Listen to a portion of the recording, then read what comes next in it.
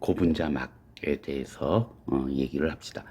일단 막이라고 하는 거는 어떤 물질이 결국 통과를 하는 거니까 이 먼저 통과하는 메커니즘이라고 그럴까? 그걸 생각을 해보면 크게 두 가지로 나누어질 수 있는데 우리가 그냥 일반적으로 생각하는 방식은 막에 구멍이 뚫려 있어서 조그만 구멍이 뚫려 있어서 크기에 따라서 큰 놈은 통과 못하고 작은 놈은 통과한다 라고 하는 개념이 일단 있을 수 있어요.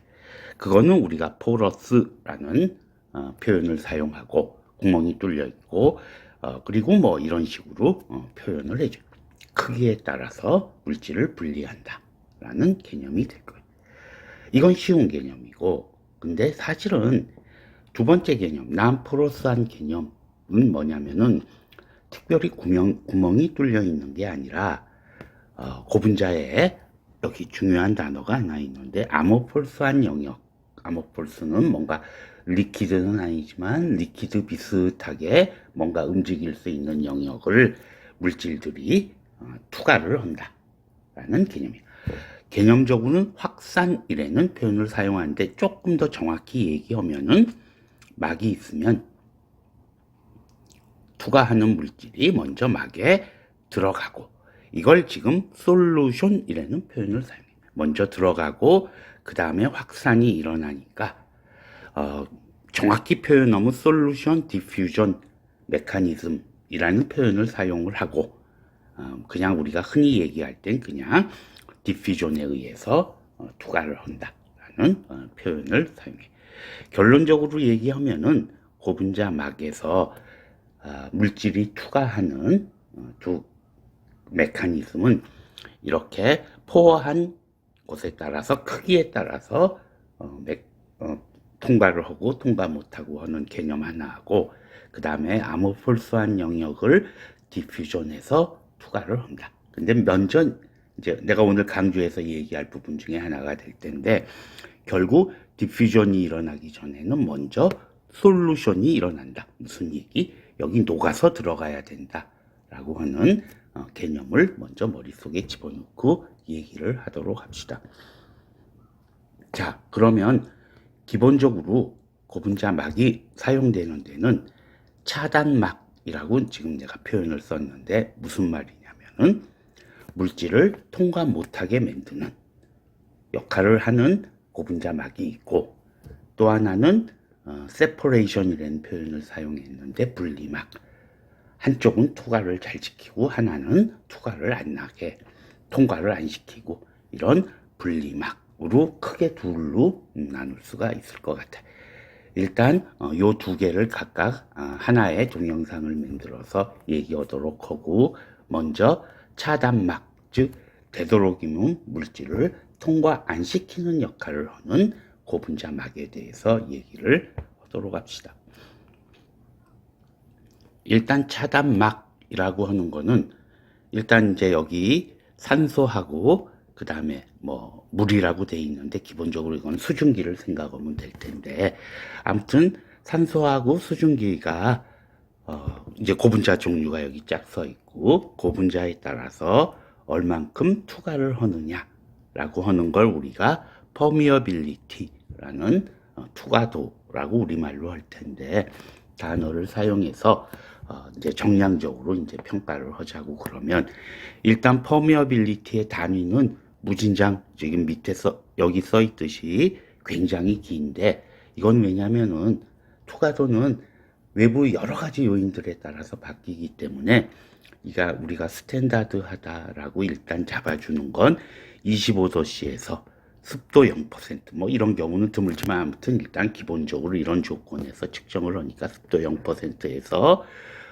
또 변수는 뭐가 있냐면 막 양쪽에 압력차도 있을 거고 그 다음에 통과하는 막의 면적도 있을 거고 막의 두께도 있을 거고 그 다음에 통과하는 기체의 양이 들어가기 때문에 단위는 무진장 복잡하게 나오고 또 이게 사용하는 사람에 따라서 응용 분야에 따라서 습도를 0% 습도가 아니라 실제 우리가 회사나 이런 데서 상업용으로 적용할 때 뭐 습도 50%, 80% 이런 데서 실험들을 하기 때문에 요 퍼미어빌리티의 숫자는 많은 차이가 있을 것. 근데 그냥 우리는 여기서 그냥 고분자 막에 따른 상대적인 비로만 일단 얘기를 하도록 합시다. 일단 고분자 종류에 따라서 뭐 여러 가지 데이터들이 쫙 나왔는데 일단은 산소하고 수증기, 물에 대한 퍼미어빌리티만 나와 있어. 자, 이거를 일단 요건 내가 이제 어떤 책을 참고로 한 건데 여기 있는 책을 참고로 한 건데 일단 뭐 간단히 얘기하면은 굉장히 하이드로포빅한 고분자인 폴리에틸렌, 폴리프로필렌은 워터 배리어로 작용한다. 이게 당연한 얘기에 하이드로포빅하면 아까도 얘기했지만 얘는 지금 포화가 있는 개념이 아니라 아모폴스한 영역을 디퓨전해서 확산해서 투과하는 개념이 될 텐데 일단 솔루션이 되지 않는다는 얘기죠. 무슨 얘기? 막에 수분은 일단 들어가지를 못하기 때문에 당연히 퍼미어빌리티는 낮고 배리어성은 높다. 좋은 배리어 필름이다 라고 얘기할 수 있을 것 같아요. 반대로 PVA와 같은 극성 고분자는 가스 배리어성, 즉 산소 배리어성은 굉장히 좋아요. 투과도가 낮으니까. 그렇지만 워터 배리어는 안 좋다. 이거 역시 당연한 얘기에 왜 고분자 막이 있는데 폴리바이닐 알코올 같이 극성 고분자는 물이 솔루션, 그러니까 잘 녹아들어서 스며들어서 그 다음에 확산을 하기 때문에 물의 투과도는 높을 수밖에 없다. 수증기의 투과도는 라고 얘기할 수 있을 거예요. 그 다음에 뭐 특별히 이론적으로 설명하기는 힘들지만 페트, 우리가 사용하는 많이 얘기하는 페트병의 페트는 CO2 배리어성이 여기는 데이터가 없지만 CO2 배리어성이 우수하다라는 거예요. 그래서 우리가 탄산음료는 전부 페트병에 들어가는 플라스틱 병으로 들어갈 때는 전부 페트병에 들어가는 이유가 CO2의 차단성이 좋기 때문에 페트를 사용한다라는 얘기입니다. 요걸 조금 더 얘기를 해보면 지금은 이런 차단막에 대한 연구는 굉장히 많이 진행이 되고 있고 특히 요즘은 이제 이 쓰레기 문제 같은 것도 왜냐하면 이 포장재로 차단막이라는 포장재로 사용되는 거기 때문에 쓰레기에 대한 문제, 재활용의 문제들이 굉장히 많아서 요즘은 굉장히 바이오디그레더블한 생분해성이 되는 포장재 해서 굉장히 연구들이 많이 있어요. 내가 지금 여기서 소개하는 21년도 이제 논문 하나인데 리뷰 논문 하나인데 그냥 이렇게 피트로 베이스대 그러니까 석유화학계 고분자들의 WVP는 워터 베이퍼 퍼미어빌리티니까 뭐 수증기라고 생각하면 될 거고 OP는 산소 투과도 기본적으로 산소하고 수분하고의 투과도를 이렇게 나타냈고 어플리케이션 뭐 그다음에 뭐 레퍼런스 등이 있으니까 이 부분을 좀 더 공부하고 싶은 사람들은 일단 이 논문을 참고로 해도 좋을 것 같아요. 이 논문은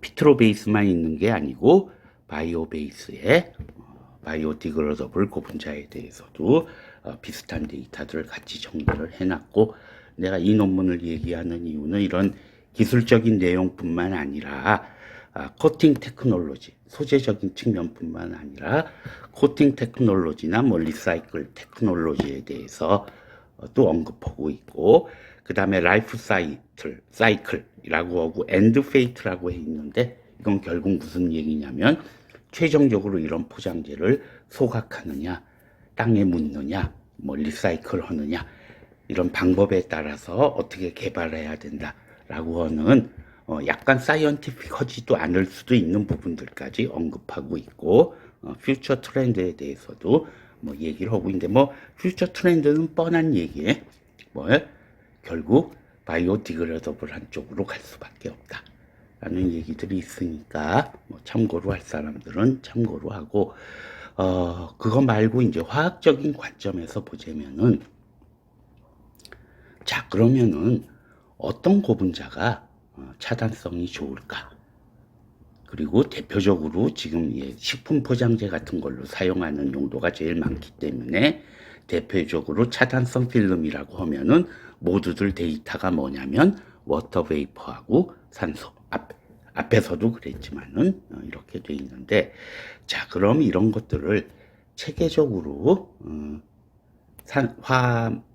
고분자막의 화학적 구조하고 관련지어서 우리가 어떻게 이해를 할 수 있을까라고 하면, 아까도 얘기했지만 폴리바이닐 알코올 같은 경우는 사실은 극성이 높다라는 것도 있지만 수소 결합을 하기 때문에 차단성이 매우 높다. 그렇지만 친수성이기 때문에 워터 베이퍼의 차단성은 나쁘다. 뭐 이런 얘기를 했었어. 그래서 뭐 사실 상업적으로는 EVOH라고 하는 게 많이 사용되고 있는데, 이 부분을 그냥 내 나름대로 내가 이제 다른 동영상에서도 화학적 구조하고 관련지어서 설명을 많이 하는데, 화학적 구조하고 배리어성에 대해서 지금부터 한 10분 정도 설명을 할 텐데, 이런 부분 관심 없는 사람은 다음 동영상으로 넘어가도 상관이 없을 것 같아요. 자, 일단 데이터를 지금 그 논문에서 일부분하고 그 다음에 앞에 나왔던 책의 일부분하고 놓고, 내가 데이터 지금 그 수증기죠. WVP하고 그 다음에 산소 OP하고의 데이터를 같이 놨어요. 이 양쪽은 실험하는 방법이 조금 달랐기 때문에 절대적인 값을 갖고 비교하지 말고 그냥 이 안에서 상대적으로 어떻다, 상대적으로 누가 투과도가 높다 낮다 정도만 비교하는 걸로, 이렇게 양옆을 직접 다이렉트로 정량적으로 비교하지는 말고 그냥 경향만 얘기하도록 하면은, 먼저 내가 갖고 있는 생각을 먼저 얘기를 합시다. 자, 앞에서도 얘기했지만 지금 우리 고분자막에 투과가 일어나는 메커니즘은 지금은 포러스한 막이 아니니까 위에 건 간두면 결국 지금 차단막에서는 솔루션 디퓨전 메커니즘이에요. 근데 앞에서도 얘기했지만 디퓨전이 일어나는 건 아모폴스한 영역이라고. 됐어요? 그러니까 배리어 특성이 좋아지기 위해서는 아모폴스한 영역이 작으면 되는 거예요. 아모폴스한 영역이 없으면 거의 투과를 못할 거다는 얘기야. 그 얘기는 무슨 얘기냐면, 화학 구조를 갖고 얘기하자면 고분자막의 결정성이 높으면 아모폴스한 영역이 줄어들고 그만큼 기체가 투과할 영역이 줄어든다는 얘기. 즉 결정성이 높은 고분자가 배리어성은 좋다라는 얘기예요. 그럼 어떤 놈이 결정성이 좋으냐 하는 건 내가 지금 요 동영상에서 요 부분은 좀 설명이 돼 있는데, 지금 간단하게 얘기하면 패킹이 잘 돼서 같은 부피 안에 많은 양의 고분자가 패킹이 돼 있으면, 잘 되면 결정성이 높은 거고, 또 우리가 외부에서 물어보면 이거를 밀도가 높다라는 표현을 사용하는 거라고. 그러니까 첫 번째, 투과할 수 있는 영역이 줄어들면 되는 거예요. 그러니까 어떤 고분자가 배리어 특성이 좋다, 결정성이 높은 고분자가, 밀도가 높은 고분자가 배리어성이 상대적으로 좋다가 첫 번째 이유.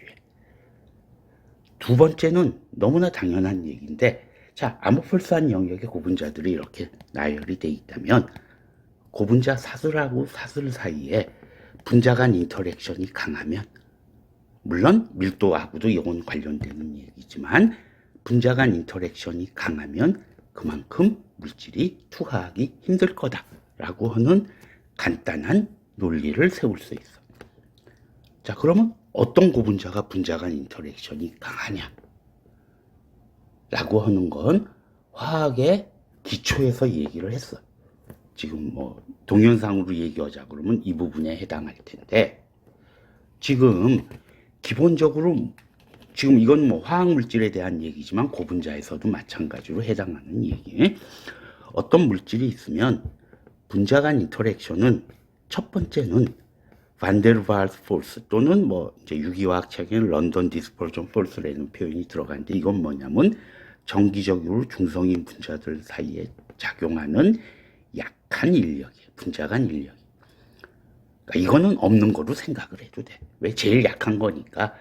아무것도 없는 놈들은 그냥 이 정도 갖는다라는 얘기니까 이거는 그냥 무시해도 되는 거고, 이거보다 분자 간 인터랙션이 강한 건 다이폴 폴스.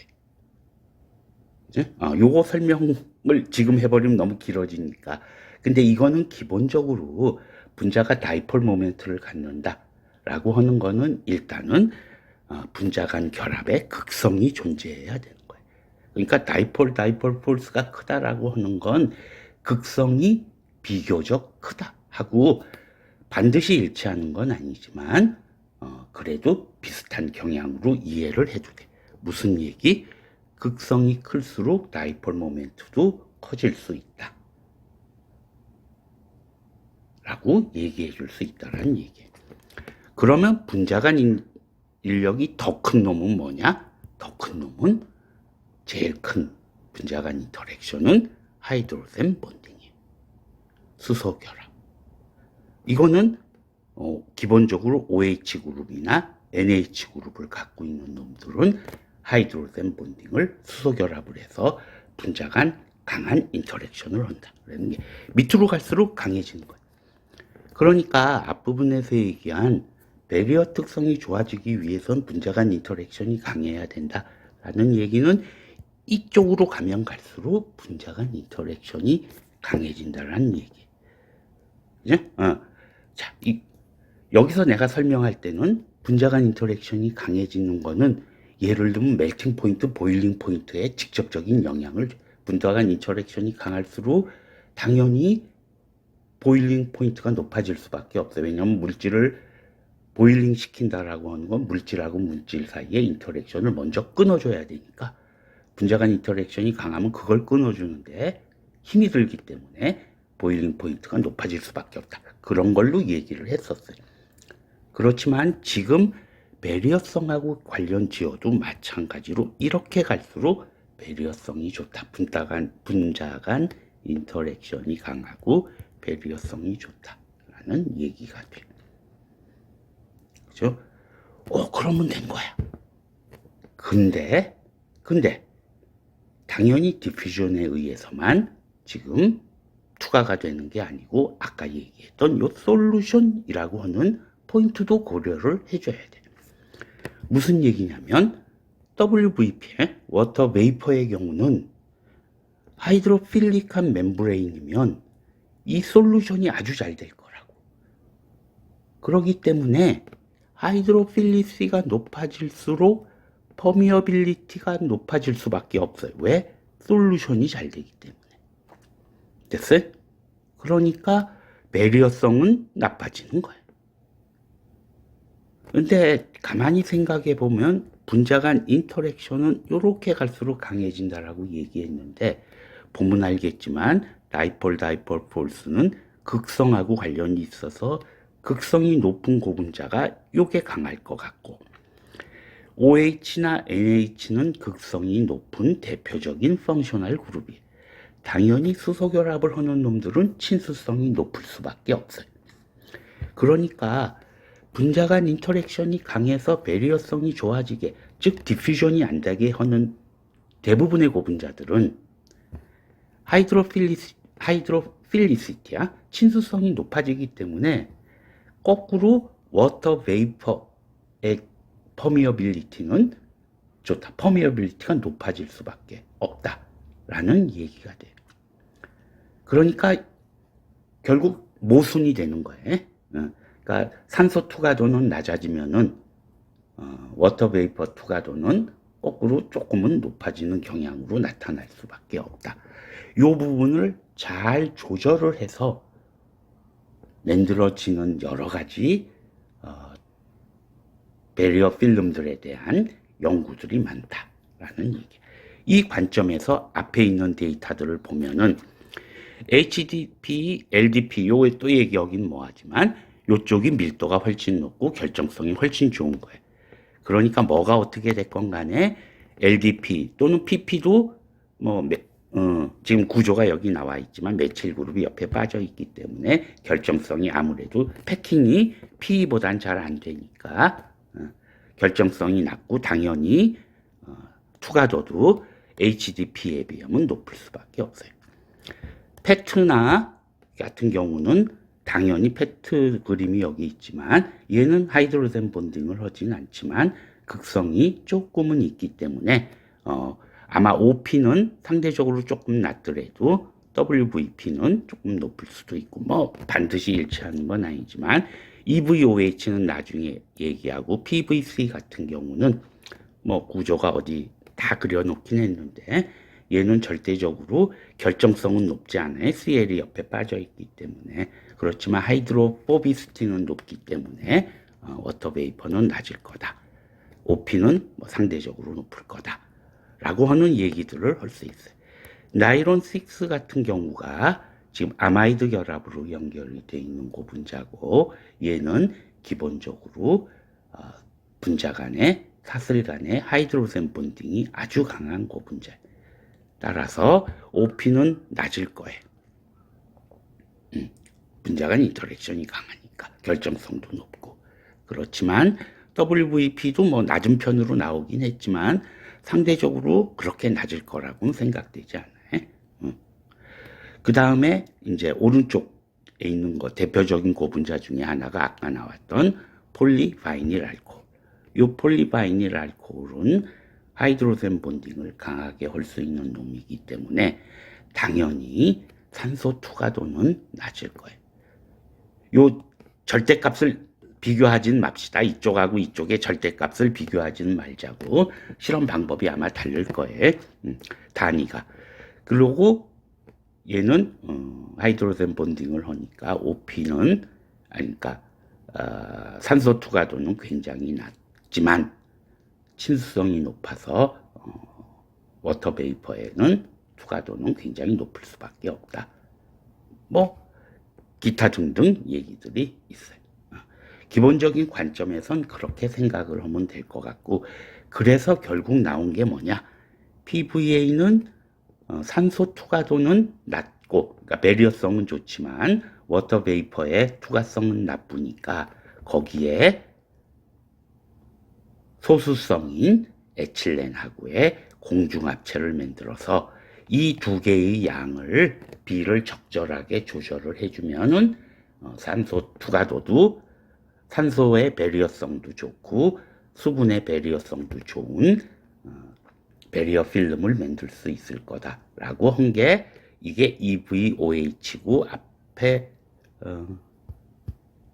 여기 나왔듯이 EVOH는 에틸렌하고 PVA의 비에 따라서 이렇게 다양한 종류의 배리어성을 갖는 고분자들을 만들 수 있고 식품 포장재에서는 아무래도 EVOH가 지금은 제일 많이 사용되는 고분자인 걸로 알고 있고 얘네는 근데 생분해성이 없기 때문에 생분해성 있는 소재로 바꾸려고 하는 연구들이 많이 있다라는 얘기. 자, 그래서 내가 그냥 다른 동영상에서도 강조하는 게 화학적 구조하고의 관련성에 대해서 어떤 고분자의 물성하고의 관련성에 대해서 비교적 강조를 해서 얘기를 많이 하는데 지금 배리어성도 100% 딱 일치하는 건 아니지만 큰 틀에서는 내가 지금 설명한 화학의 기본적인 어떤 특성들하고 그 다음에 물성이 관련지어서 설명 지을 수 있다라는 얘기 정도는 하고 넘어갑시다. 동영상을 만들고 나서 다시 한번 보니까 간단하지만 중요한 내용 하나가 빠져서 좀 이상한 형태이긴 하지만 부연 설명하는 걸로 합시다. 앞에 동영상에 한 17분 정도 이제 되는 영역에서 이 페이지에 대한 설명이 있는데 배리어 특성이 좋아지기 위해선 분자 간 인터랙션이 강해야 되고 뭐 이 방향으로 가면 분자 간 인력이 강해진다. 그래서 배리어성은 좋지만 이 방향으로 가면 친수성이 높아지기 때문에 WVP에 나쁜 영향을 입힌다 라는 얘기를 했는데 또 하나, 분자간 인력이 커져서 배리어 특성이 좋아지면 또 하나 문제점이 있는데, 그건 뭐냐면 우리가 대부분 이런 포장재에서는 이제 나중에 실링을 해주거나 그럴 때 보통 힛 실링을 열로 실링을 해준다고, 그러니까 멜팅 시켜서 실링을 해주게 되는데, 지금 분자간 인터랙션이 큰 고분자는 다들 알겠지만은 멜팅 포인트도 높아진다고. 왜? 고분자를 멜팅 시킨다 라고 하는 얘기는 분자하고 분자를 먼저 띄어내야 되는 거기 때문에, 분자간 인터랙션이 크면은 그걸 띄어내는 데 많은 힘이 들어가기 때문에 멜팅 포인트가 당연히 높아질 수밖에 없다고. 그래서 분자간 인터랙션이 커지는 고분자는 멜팅 포인트가 높아지기 때문에 이 힛 실링 해주는데 어려움이 있어요. 따라서 배리어 특성이 좋아지기 위해서는 이 방향으로 가면 되는데, 그러면은 WVP의 문제도 있고 그 다음에 힛 실링 하기도 힘들어진다 라고 하는 두 가지 단점이 있다. 요 얘기를 조금만 부연 설명하는 걸로 합시다.